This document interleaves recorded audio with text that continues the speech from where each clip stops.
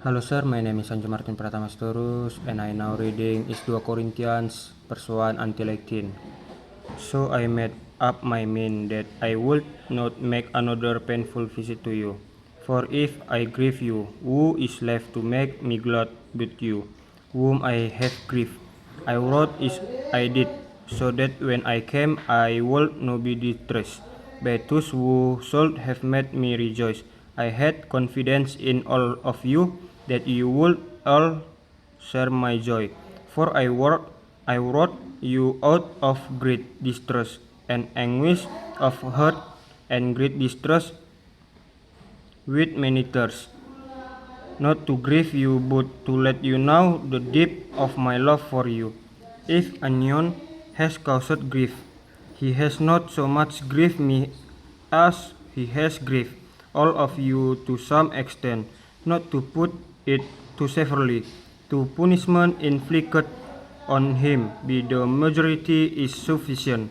Now instead, you ought to forgive and comfort him, so that he will not be overwhelmed by excessive sorrow.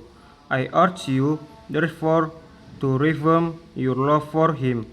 Another reason I wrote you was to see if you would stand the test and be obedient in everything. Anion, your forgive, I also forgive.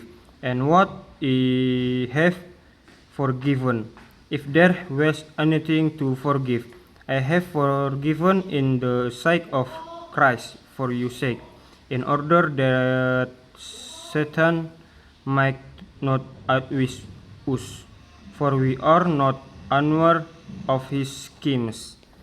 Lord had opened a door for me. I still had no peace of mind, because I did not find my brother Titus there.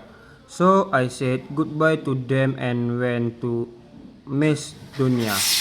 But thanks be to God who always leads us a captive in Christ's triumphal procession and us to spread the aroma of the knowledge of Him everywhere. For we are to God the pleasing aroma of Christ among those who are being saved and those who are perishing.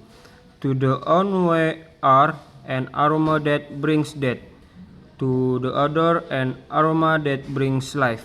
And who is equal to such a task?